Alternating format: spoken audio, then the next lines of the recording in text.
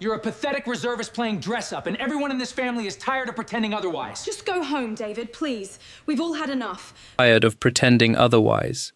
The words landed in the hallway outside Trauma Bay 4 at St. Augustine Medical Center in Asheville, North Carolina, at 11:47 in the morning, loud enough that 2 respiratory techs stopped walking. Emily Grace Calloway did not stop walking.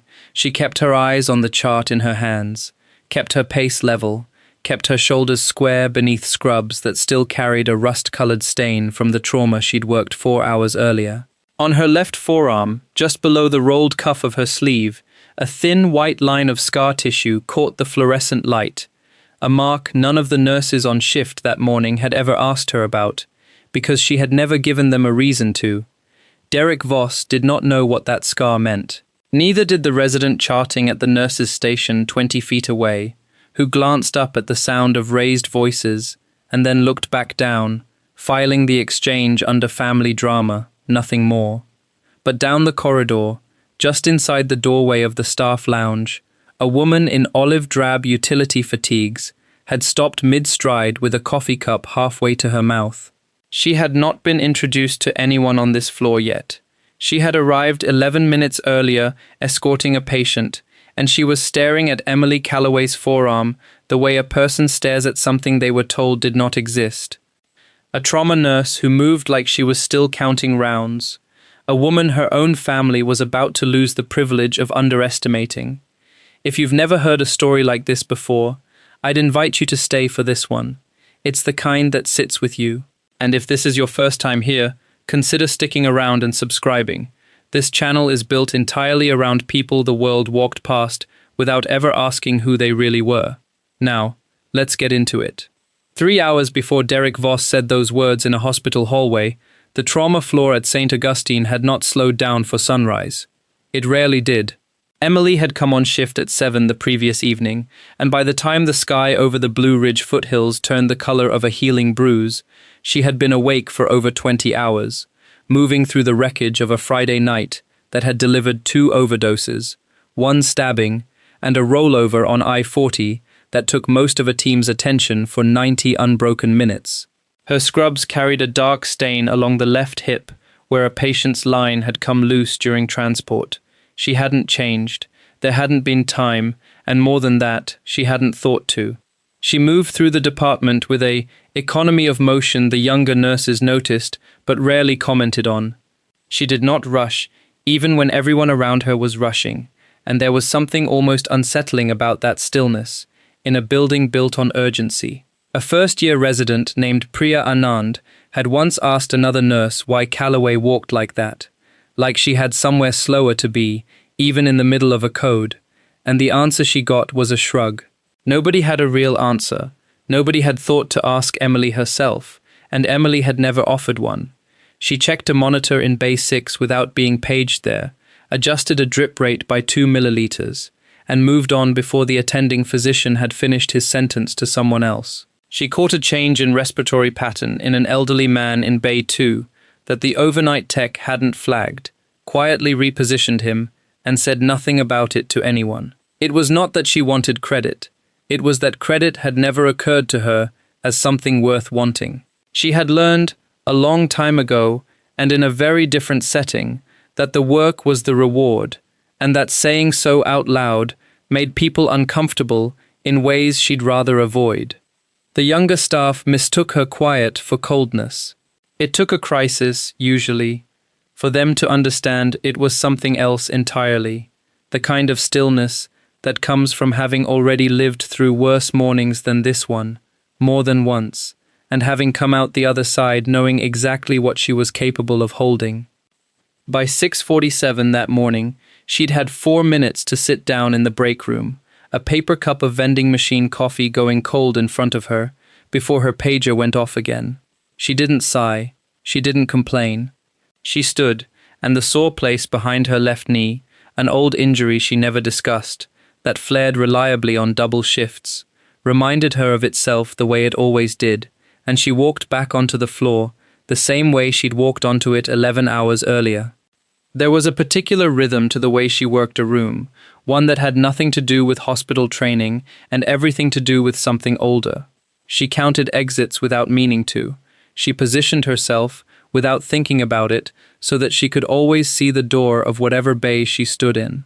A younger nurse named Colton Reyes had once joked that Calloway probably knew where every fire extinguisher in the building was, and she'd smiled and said nothing, because he wasn't wrong, and because the reasons why weren't anything she planned to explain over vending machine coffee at 7 in the morning. She kept a small spiral notebook in her scrub pocket, not for patient notes but for herself, 3 or 4 words scratched down at odd hours.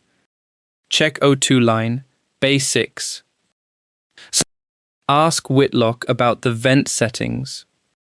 A habit left over from a different kind of notebook, in a different kind of pocket, where forgetting something for even a few seconds had once meant a different kind of consequence entirely. She was not unfriendly.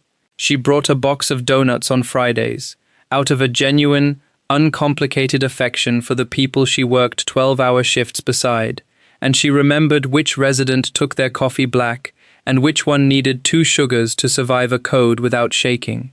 But there was a boundary a few inches past friendliness that no one on the floor had ever quite crossed, a place where personal history lived, and everyone who worked with her long enough learned, without being told directly, not to reach for it.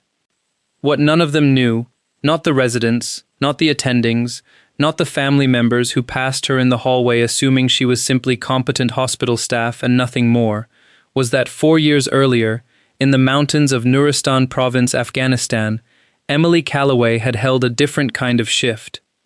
She had been Staff Sergeant Emily G. Calloway then, 18 Delta, Special Forces Medical Sergeant, attached to a Joint Special Operations Task Force, running a sensitive site exploitation mission that had gone sideways somewhere past midnight when a compound thought to be empty put 3 operators down within 90 seconds of contact.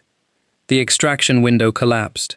The nearest medevac was 51 minutes out over terrain that made helicopters into liabilities before they were assets. For 11 hours, in a stone outbuilding with a dirt floor and 1 working headlamp, Emily had kept 3 wounded men alive, using what she had in her aid bag and what she remembered from training that had never fully accounted for a scenario this bad. She improvised a chest seal from a glove and packing tape. She held pressure on a femoral wound with her own body weight for nearly 2 hours because there was nothing else heavy enough. When the senior medic on the objective went down himself, she took the team's casualties as her own without anyone assigning her the responsibility, because there was no one left to assign it, and because stopping to ask permission would have cost a life she wasn't willing to lose. All 3 men made it out alive.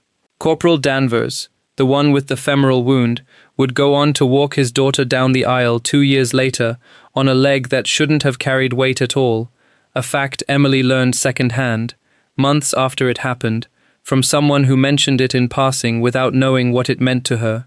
The unit gave her a call sign that stuck through 2 more deployments and eventually followed her into a classified file most people would never see. Thistle. Small, easy to overlook, difficult to remove once it had taken root. Nobody outside a narrow circle of operators and command staff knew the name meant anything at all. The mountain outbuilding had no electricity beyond the 1 headlamp, and for long stretches of those 11 hours, she worked by feel as much as by sight, the way a person learns a room in the dark by memorizing where the furniture is. She had run out of pressure dressings within the first 90 minutes and improvised the rest from whatever the team carried, a poncho liner cut into strips, a canteen sling repurposed as a tourniquet. The packing tape, she would later joke, to no one, was the most important piece of equipment the army never issued. She did not remember being afraid in any way she could describe cleanly. She remembered counting. Breaths, minutes, pulse rates, the math of who needed her hands next, and underneath all of it, a strange and total quiet, where fear should have been. The kind that only arrives when there is no room left for anything but the next necessary action. She did not talk about Nuristan, and it was not because the memory was too painful to touch, though there were nights it visited her anyway, usually in the specific hour before dawn when the hospital was at its quietest. It was because she had learned, slowly and the hard way, that once people knew, they stopped seeing her and started seeing the story. They asked questions with a particular tone, the tone people use when they want proximity to something dramatic, without carrying any of its weight, and their eyes would flick, involuntarily, toward the scar on her forearm, as though it might start talking if they looked at it long enough. She had spent a long time building a life where she was simply Emily, competent, useful, unremarkable in the specific way she preferred, and she guarded that ordinariness the way some people guard a fortune. Not because she was ashamed of Nuristan, because she had already given that mountain 11 hours of her life, and she was not interested in handing it any more. The attending physician on shift that Saturday was Dr. Marcus Whitlock, a man who had run the trauma floor at St. Augustine for 19 years and who was, by every honest account, good at his job. He was not cruel. He believed, with the kind of conviction that had calcified over 2 decades into something close to religion, that a hospital ran safely only when authority moved in one clear direction, from doctor to resident to nurse to patient, and that any deviation from that chain was how people died. It was not an unreasonable belief. It had likely saved lives over the years, the same rigid hierarchy that occasionally, and without his noticing, cost the floor a few seconds it didn't need to lose.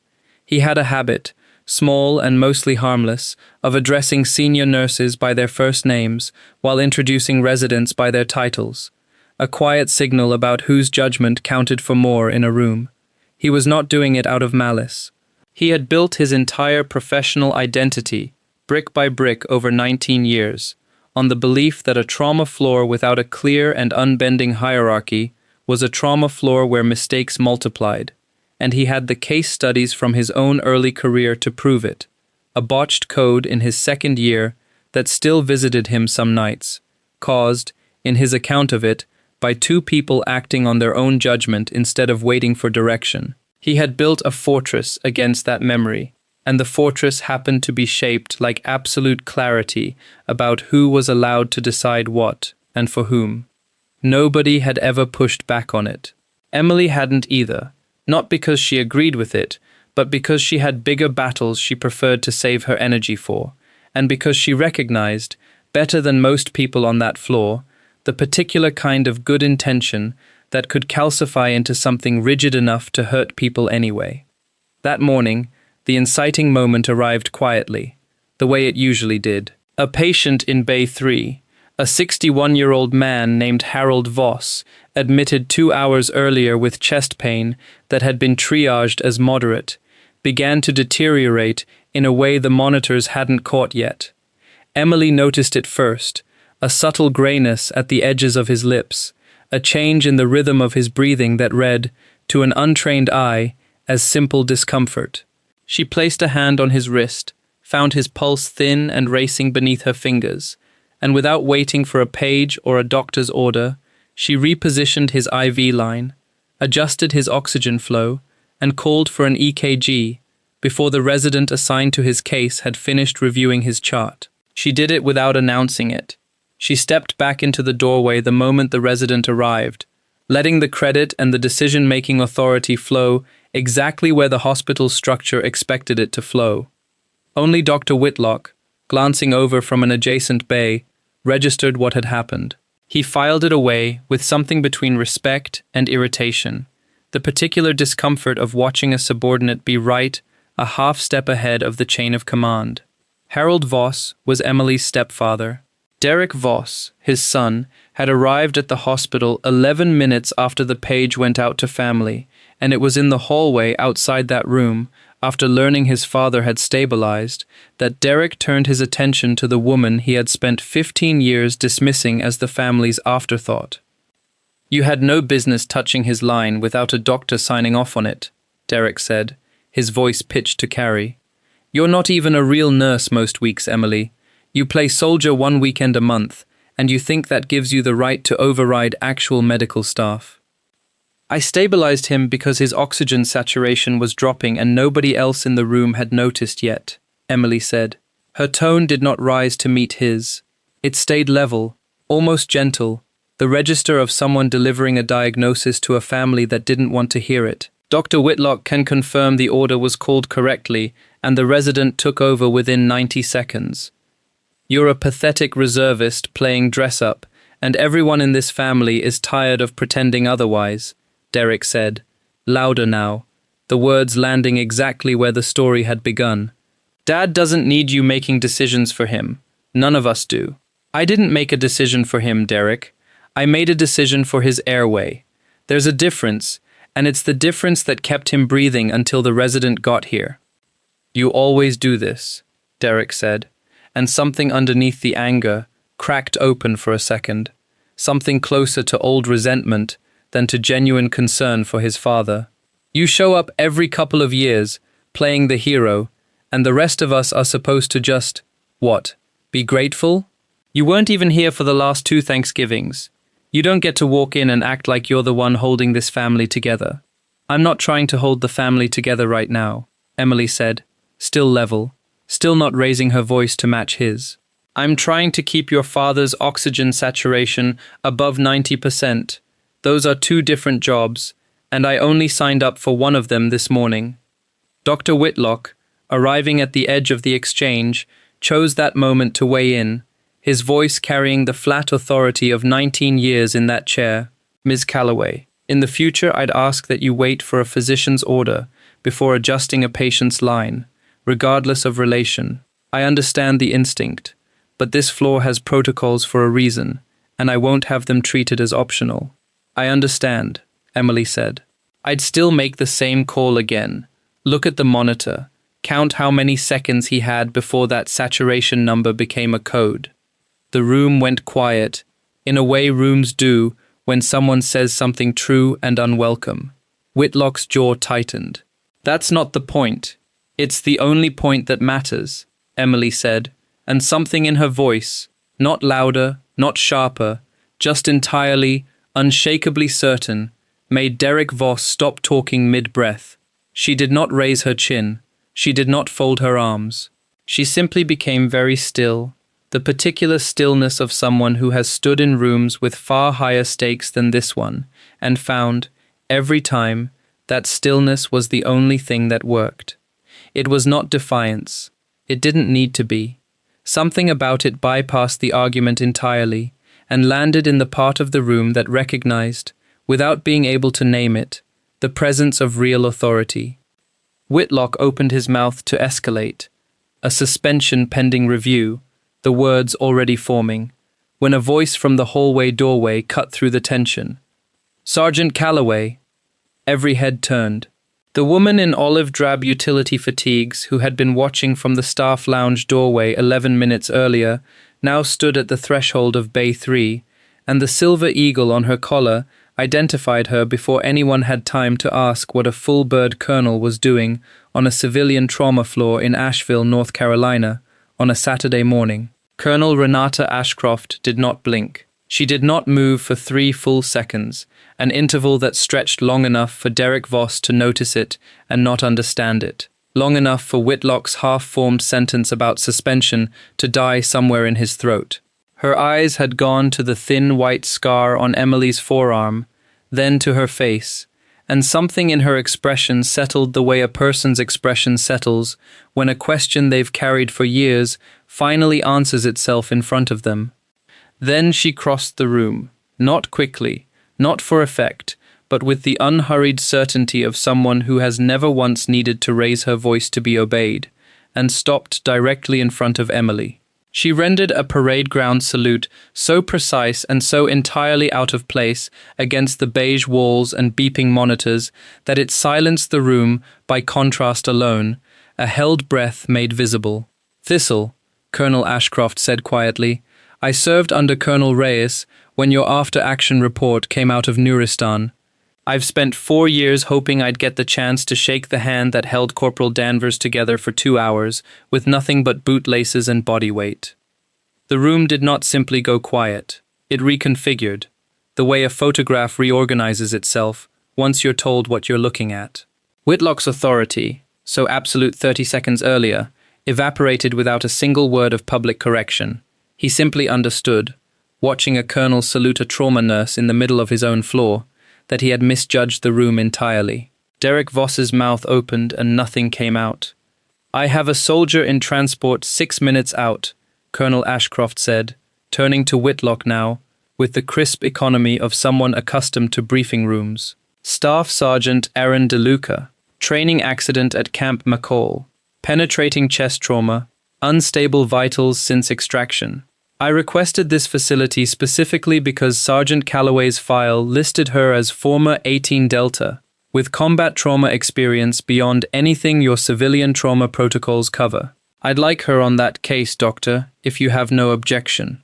Whitlock looked at Emily for a long moment, not the look of a man defending his authority, but the look of a man recalculating everything he thought he knew about the woman standing in front of him. "No objection," he said quietly. The doors to the ambulance bay opened 4 minutes later, and the next 90 minutes belonged to Emily Calloway in a way the rest of her shift never had. Staff Sergeant Aaron DeLuca arrived grey-lipped and thrashing against restraints that weren't holding him still enough. A piece of rebar fragment lodged 2 centimeters from his heart after a demolition exercise had gone wrong on a training range at Camp McCall. Emily was in the trauma bay before the gurney fully cleared the doors, her hands already moving through the checklist. Her body had never forgotten how to run. She called for a thoracotomy tray before Whitlock had finished his primary assessment. Not because she was overriding him this time, but because he was already turning to ask for it himself. The two of them falling into a rhythm neither had planned, and both, somewhere underneath the crisis, recognized as unusually good. The first decision was the fragment itself. Most of the surgical team, looking at the entry wound alone, would have assumed a straight trajectory and prepped accordingly. Emily read the bruising pattern radiating outward from the wound, a faint, asymmetric discoloration most people would have dismissed as incidental, and identified an angled path that had very likely deflected off the 4th rib before continuing inward, a detail that changed which structures were actually at risk and which surgical approach would reach them fastest. It was not a guess. It was the product of a decade spent reading wounds in places with no imaging equipment at all, where the only diagnostic tool available was pattern recognition, sharpened under conditions with no room for being wrong twice. She said it once, clearly, to the surgeon scrubbing in, deflected off the rib, not straight through, approach from the left, and moved on before anyone could ask her to explain how she knew. The second decision came 4 minutes later, when DeLuca's blood pressure began to fall, in a way that read, on the monitor, like simple blood loss, but that Emily recognized, from the particular rhythm of his breathing, as something closer to a developing tension pneumothorax. She called for a needle decompression before the numbers on the monitor had fully confirmed what her hands and eyes had already told her, and the room held its breath for the 4 seconds it took to be right. It was the kind of call that only comes from having made it before, more than once, in places where a wrong guess had no second attempt available. The third decision was quieter and had nothing to do with the wound itself. Priya Anand, the first-year resident, had gone pale watching arterial blood pool faster than the suction could clear it, her hands beginning to shake in a way that threatened to slow the whole room down. Emily placed a hand briefly on the younger woman's shoulder, not stopping, not looking away from the field, and said only, "Breathe out, then work," in that order. It was such a small thing.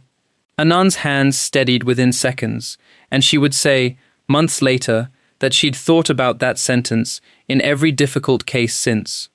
She packed the wound with a technique the surgical team had never seen outside a battlefield manual, buying time the fragment's location shouldn't have allowed. When DeLuca's blood pressure crashed a second time, she called the exact combination of interventions that stabilized him, not guessing, not hesitating, simply retrieving something her body had rehearsed under conditions this hospital's protocols had never been designed to imagine.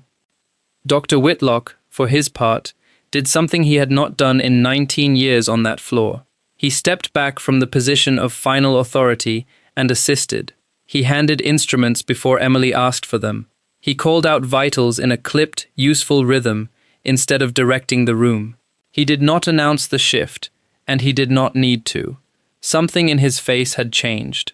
Not defeat exactly, but the quiet internal recalibration of a man realizing the hierarchy he'd spent 2 decades protecting had just been outperformed by the person standing at what he'd always assumed was the bottom of it. At one point, without being asked, he retrieved a second suction line himself, rather than paging for a tech, a small and unremarkable act that would have been beneath him 3 hours earlier. Derek Voss watched from the observation window outside the bay, unable to look away, saying nothing at all. He would later describe the 90 minutes behind that glass as the longest silence of his adult life, though he would not describe it to Emily directly for nearly 3 months. DeLuca stabilized at 1:14 in the afternoon.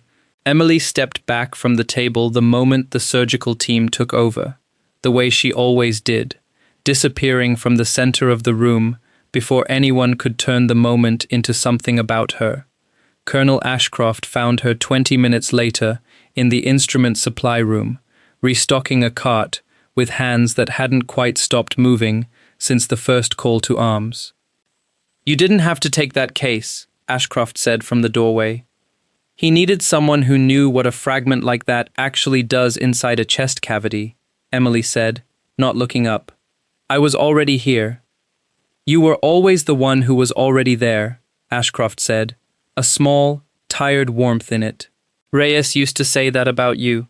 Said half the reason the unit trusted you the way they did wasn't the medicine. It was that you never once acted like being there was a burden." Emily's hands stilled for a moment on the cart. "It wasn't. It isn't now either. It's just not the whole of who I am anymore, and I worked hard to make sure of that." Ashcroft crossed the room and set something on the counter beside Emily's hands. A challenge coin, worn smooth at the edges, the kind that had passed through more hands than most people would ever know. "Command wanted you to have this. It's overdue by about 4 years." Emily looked at it for a long moment before picking it up. "I'm not her anymore. Not the way you mean it." "I disagree," Ashcroft said, gently, without pressing the point. "But I understand why you'd want to draw that line." "It's not that I'm ashamed of what I did," Emily said, turning the coin over once in her fingers before setting it down again, close but not pocketed. "It's that the woman who did it isn't the woman I built afterward, and I worked hard for that distinction to matter. I'm a nurse. That's not smaller than what I was. It's just different." Ashcroft nodded once, the nod of someone who has heard versions of this sentence before, from other people who came home from the same kinds of places. "Understood, Sergeant. For what it's worth, DeLuca's alive because of the woman standing in this room right now, not the one from 4 years ago. Maybe they're not as separate as you think." She left it there. Dr. Marcus Whitlock found Emily an hour later, alone at the nurse's station, charting DeLuca's intake with the same unhurried precision she brought to everything. He didn't apologize with qualifications. He didn't explain himself. "I was wrong about you," he said simply. "Not just today. I think I've been wrong for longer than today."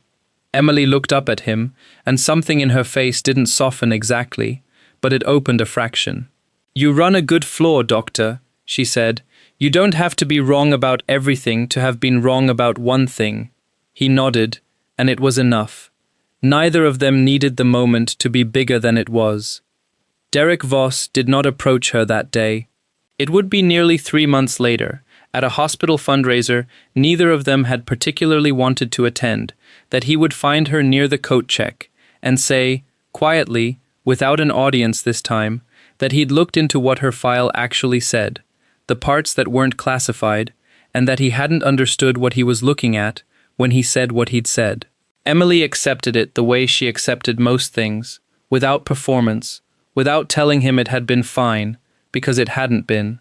By 3:30 that same afternoon, Emily Calloway had picked her clipboard back up. She checked Bay 2, adjusted a monitor alarm that had been set too sensitive, and walked the floor the way she always did, unhurried, deliberate, entirely unremarkable to anyone watching who didn't know what to look for. The department moved around her the way it always had, indifferent and continuous, full of people who had no idea what had happened in Bay 3 4 hours earlier, and no reason to ever find out. She had never needed them to know. She needed, simply, to be somewhere she was useful. And after everything, Nuristan, the years of silence, the hallway confrontation, the coin sitting now in a drawer at home she wasn't sure she'd ever open again, she still knew exactly where that was. There's something in Emily Calloway's story that stays with you long after it ends, and it isn't really about medals or call signs or the particular drama of a colonel walking into a hospital hallway at the exact right moment. It's about how quickly we decide what a person is worth based on what they happen to be holding when we meet them. A clipboard instead of a rifle, a set of scrubs instead of a uniform, a family nickname instead of a rank nobody outside a classified file ever sees. We build our categories fast, usually within seconds, and we rarely go back to check our work. Derek Voss looked at his stepsister for 15 years and saw a weekend hobbyist because that was the easiest, laziest reading available to him, and it took a stranger in fatigues walking through a hospital doorway to force a correction he should have made himself, a long time ago, simply by paying attention to how she moved through a crisis, how still she got when everyone else got loud, how her hands never once shook in a room where everyone else's did. Dr. Whitlock ran his floor for 19 years on the assumption that authority only moved downward, from the person with the most letters after their name to everyone beneath them, and it took watching a nurse outperform his entire hierarchy in real time for him to understand that competence doesn't always announce itself through rank, and that the loudest voice in a room is rarely the most useful one in a crisis. The truth is, most of the Emily Calloways in our own lives never get a hallway moment like this one. Most of them keep restocking the cart and checking the monitor and going home in blood-stained scrubs, never seen for what they carried, because nobody ever happened to walk through the right doorway at the right time, wearing the right insignia, to make the rest of the room finally pay attention. We don't get a colonel showing up to correct the record for most of the quietly extraordinary people we walk past every day. The woman at the DMV counter who used to defuse roadside bombs. The man mowing the lawn who once ran a trading floor into the ground and rebuilt himself from nothing.